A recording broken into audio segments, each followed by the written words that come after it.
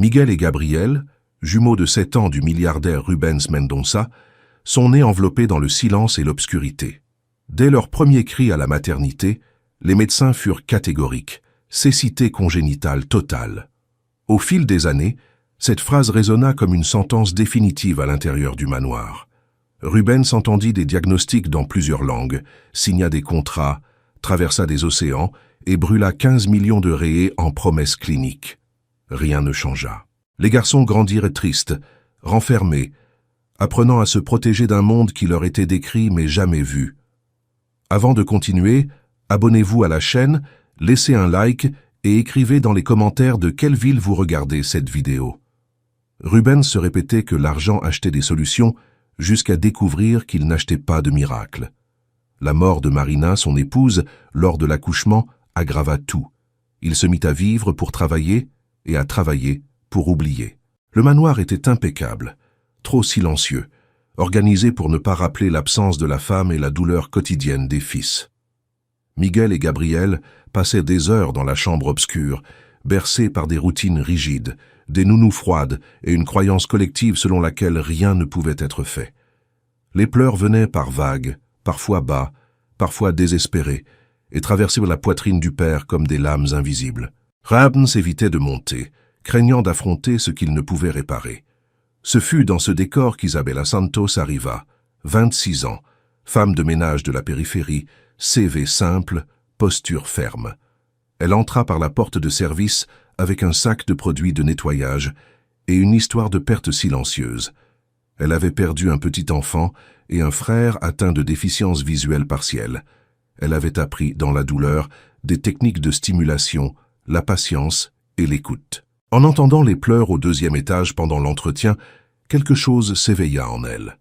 Rubens expliqua rapidement, presque mécaniquement, que ses fils étaient aveugles et que personne ne devait interférer. Isabella accepta le travail, mais partit le cœur lourd. Le lendemain matin, elle arriva tôt. L'intendante lui présenta les pièces, les règles, les limites. Rubens partit précipitamment pour des réunions, laissant la maison livrée à la routine habituelle. Isabella nettoyait, rangeait, observait. Les pleurs réapparurent, plus proches. Dans le couloir, elle vit la nounou assise, distraite, tandis que les garçons se balançaient dans des fauteuils trop grands. L'indifférence la dérangea. Quand la nounou s'absenta, Isabella entra avec précaution. Elle se présenta d'une voix douce, créant des sons rythmés avec un vaporisateur. Les garçons réagirent. Ils rirent. Ils localisèrent les sons avec une précision surprenante. Miguel tournait la tête à droite, Gabriel à gauche, comme s'ils cartographiaient l'espace. En quelques minutes, ils étaient debout, suivant la musique improvisée. Isabella sentit un frisson agréable dans le ventre. Cela ne correspondait pas à une cécité totale. Le lendemain, elle revint plus tôt et trouva la chambre toujours obscure, rideaux épais fermés. En ouvrant une fente, elle perçut des réactions claires. Les garçons distinguaient clair et sombre, ombre et mouvement. Ils parlaient de la lumière comme de quelque chose d'interdit qu'on leur avait appris à craindre. Isabella testa avec prudence, transformant tout en jeu. Chaque réponse confirmait son soupçon. Il y avait une vision résiduelle, quelque chose de négligé. Pendant le déjeuner, avec la maison vide, Isabella trouva le dossier médical dans le bureau. Elle lut les rapports, les dates, les signatures. Le premier compte rendu mentionnait une perception lumineuse à investiguer. Ensuite, silence. Elle photographia les pages, rangea tout et attendit le retour de Rubens. Quand elle le confronta, il réagit avec scepticisme et peur. Des années de confiance en des spécialistes ne s'effacent pas en minutes. Mais alors Miguel et Gabriel coururent vers leur père, souriant, démontrant des jeux de lumière et de son. Rubens vit de l'espoir là où il n'y avait que deuil. Il pleura. Il demanda à Isabella de lui montrer tout. Cet après-midi-là, le manoir respira différemment. Isabella fut invitée à rester, désormais comme éducatrice spécialisée. La nounou fut renvoyée. En une semaine, les rires remplacèrent le silence. Les rideaux furent changés, des jouets adaptés apparurent. Les garçons gagnèrent en confiance. Un ancien médecin, le docteur Hermes, apparut furieux, méprisant Isabella. Les enfants le reconnurent comme source de peur. Rubens perçut la vérité cruelle. Il y avait quelque chose de faux dans le passé médical. Isabella chercha de l'aide extérieure, trouva la docteure Anna Béatrice qui confirma les soupçons. Les jumeaux avaient environ 30% de vision fonctionnelle. Ils auraient pu progresser beaucoup plus tôt. La révélation fut dévastatrice et libératrice. Rubens décida de se battre. Il documenta les progrès, affronta les menaces, reçut des inspecteurs, vainquit les méfiances. Des mois plus tard, Miguel et Gabriel distinguaient les couleurs, les formes, les oiseaux dans le jardin. L'histoire devint un article scientifique. D'autres parents rejoignirent le procès. Le système médical tomba. Au milieu de la bataille, naquit quelque chose d'inattendu. Rubens et Isabella se rapprochèrent, unis par le soin et la vérité. Les garçons le perçurent avant tout le monde. La maison retrouva un avenir. Et tout commença quand une femme de ménage refusa d'accepter le mot impossible. La routine se mit à inclure de petites conquêtes quotidiennes. Miguel apprit à suivre la lumière d'une lampe torche colorée, tandis que Gabriel identifiait les ombres projetées sur le mur. Isabella notait tout dans un cahier simple, décrivant les horaires, les réactions, les émotions. Rubens assistait chaque fois qu'il le pouvait, assis par terre, réapprenant à être un père présent. Il se rendit compte à quel point la croyance en l'autorité médicale avait fait taire son intuition. Les enfants, autrefois renfermés, commencèrent à demander plus de défis, plus de jeux, plus d'histoires. Le manoir gagna des sons de pas pressés, de portes ouvertes, de rires inattendus. Donna Celia observait émue, disant que la maison respirait enfin. Par une nuit silencieuse, Rubens demanda pardon à ses fils d'avoir tant tardé. Ils l'embrassèrent sans tout comprendre, mais en sentant l'amour renouvelé. Isabella, de son côté, luttait contre la peur de tout perdre. Elle savait qu'affronter des médecins puissants entraînerait des conséquences. Pourtant, elle restait ferme. Elle ne promettait pas de guérison, seulement une chance. Et une chance était tout ce que ses enfants n'avaient jamais eu. Quand le premier procès fut accepté, Rubens sentit que la vérité avait du poids. Il ne s'agissait pas de vengeance, mais de justice. D'autres familles commencèrent à chercher le manoir, en quête d'orientation. Isabella aidait comme elle pouvait, expliquant, calmant, partageant une espérance responsable. Miguel et Gabriel écoutaient ces conversations et comprenaient que leur histoire n'était pas seulement la leur, elle était plus grande. Ils se mirent à dire qu'ils voulaient aider d'autres enfants. Rubens souriait, imaginant des futurs possibles. Chaque matin, la lumière entrait un peu plus par les fenêtres. Chaque après-midi, la peur reculait. Chaque nuit, la famille se renforçait. Et dans ce début de parcours, tous apprirent que voir ne commence pas dans les yeux, mais dans le courage de questionner ce qui semble définitif. Avec le temps, Rubens se mit à raconter l'histoire à lui-même autrement. Non comme un échec, mais comme un réveil tardif. Isabella devint une référence silencieuse dans la maison, guidant sans imposer, enseignant sans humilier. Miguel et Gabriel commencèrent à nommer le monde, même en contours imprécis. Ils décrivaient des sensations, comparaient des luminosités, riaient de leurs propres erreurs. Chaque pas était célébré. Le manoir, autrefois symbole de pouvoir vide, se transforma en refuge d'apprentissage. Dans ce premier chapitre de changement, personne n'osait parler de fin heureuse. On préférait dire commencement possible, construit avec patience, vérité et amour quotidien. C'est ainsi que l'histoire avança, sans hâte, sans promesse miraculeuse. Seulement des personnes disposées à écouter, observer et agir. Au centre de tout, 2 enfants qui découvrirent qu'ils n'étaient pas définis par des diagnostics. Et une femme simple qui décida de ne pas accepter les limites imposées par d'autres. Ce fut le point de départ réel où l'obscurité commença à céder la place à la curiosité, à la dignité et à l'espérance partagée entre tous ceux qui crurent au moment initial. Avec le passage des semaines, la transformation dans le manoir Mendonça devint impossible à ignorer. Miguel et Gabriel ne se réveillaient plus en pleurant, mais en appelant Isabella, impatients des activités du jour. Rubens réorganisa complètement son agenda, refusant voyages et réunions inutiles pour être présent. Il observait chaque exercice comme celui qui assiste à un miracle rationnel, construit pas à pas.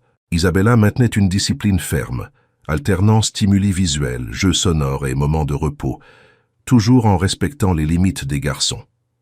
Elle expliquait tout avec patience, renforçant que le progrès n'était pas une course, mais un chemin continu. Miguel commença à reconnaître des contrastes plus nets, pointant portes, fenêtres et ombres au sol. Gabriel montrait de la curiosité pour les couleurs vives, réagissant différemment au rouge et au jaune. Rubens enregistrait tout en vidéo, créant un dossier détaillé qui serait essentiel dans les procès judiciaires. À chaque petite conquête, il ressentait un mélange de joie et de culpabilité. Joie pour le présent, culpabilité pour le temps perdu. Isabella percevait ce conflit et rappelait toujours que le maintenant importait plus que le passé. La visite de la docteure Anna Béatrice marqua un tournant définitif. Elle confirma officiellement la vision résiduelle fonctionnelle des jumeaux et établit un plan clinique sérieux, intégrant l'approche sensorielle d'Isabella avec un suivi médical éthique. Quand le rapport arriva entre les mains de Rubens, il lut chaque ligne en silence, les larmes tombant sur le papier. Ce n'était pas seulement un document technique, c'était la preuve que ses fils avaient été privés d'opportunités par négligence et intérêt financier. La décision de rendre l'affaire publique vint peu après. Rubens savait qu'il affronterait des personnes puissantes, mais il ne recula pas. La presse commença à apparaître discrètement, attirée par l'histoire improbable de la femme de ménage qui défia des diagnostics millionnaires. Isabella demanda de la prudence. Elle ne voulait pas d'exposition sensationnaliste, seulement la vérité. Miguel et Gabriel restèrent protégés, sans caméras invasives, vivant leur enfance nouvellement découverte. Pendant ce temps, le docteur Hermès intensifia la pression. Procès, lettres, menaces voilées. Rubens engagea une équipe juridique solide et répondit avec des données, des rapports et des vidéos. D'autres parents émergèrent, racontant des histoires similaires. Enfants étiquetés, familles exploitées. L'affaire cessa d'être isolée et devint une dénonciation collective. Isabella ressentit de la peur pour la première fois en percevant l'ampleur du conflit, mais elle ne pensa pas à abandonner. Elle se rappelait le premier sourire des garçons et continuait. Dans la maison, la relation entre Rubens et Isabella mûrissait de façon naturelle. Ils parlaient, la nuit, partageant histoire, douleur et rêves. Il n'y avait pas de hâte, seulement une reconnaissance mutuelle.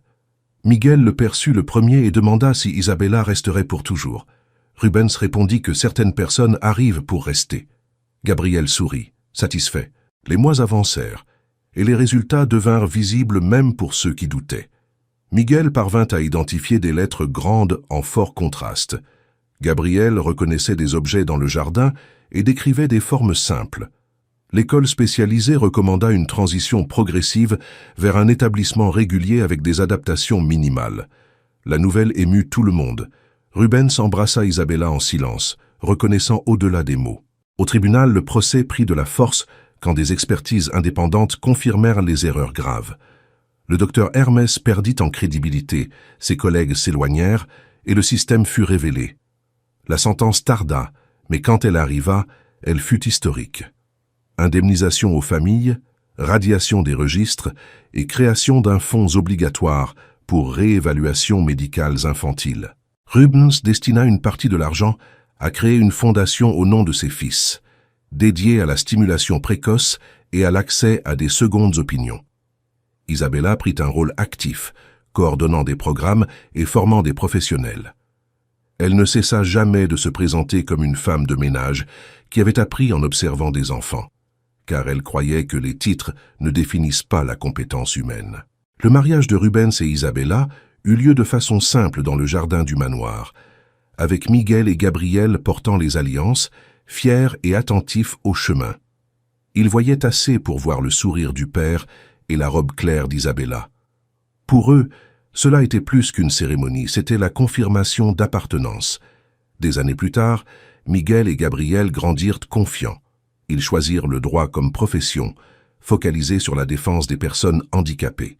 Ils racontèrent toujours leur histoire non comme un miracle, mais comme un avertissement. Ils disaient que la plus grande erreur fut d'accepter l'impossible sans questionner. Isabella accompagnait tout discrètement, toujours simple, toujours ferme. Rubens, désormais plus serein, disait qu'il avait perdu des années à croire que le pouvoir résolvait tout. Il avait appris que écouter change des destins. Le manoir resta grand, mais cessa d'être froid. Il devint un lieu de rencontre, d'apprentissage et d'accueil. Quand on demandait à Isabella comment tout avait commencé, elle répondait que cela avait commencé avec un pleur ignoré et quelqu'un disposé à écouter. Miguel et Gabriel complétaient en disant que cela avait commencé quand quelqu'un avait cru en eux avant même qu'ils croient en eux-mêmes. L'histoire se répandit, non comme un conte de fées, mais comme preuve que les systèmes échouent et que des personnes ordinaires peuvent corriger les trajectoires. À la fin, personne ne parlait plus de cécité totale. On parlait de vision construite, pas à pas, avec courage, éthique et affection. La lumière qui entra dans cette maison ne s'éteignit jamais plus. Pour l'anniversaire des 15 ans des jumeaux, le manoir reçut des enfants de diverses régions du pays, pris en charge par la Fondation. Miguel et Gabriel firent un discours avec assurance, parlant de droit, de soins et d'espérance. Rubens observait fier, se rappelant l'homme brisé qu'il avait été. Isabella resta au fond, souriante, sans chercher les applaudissements.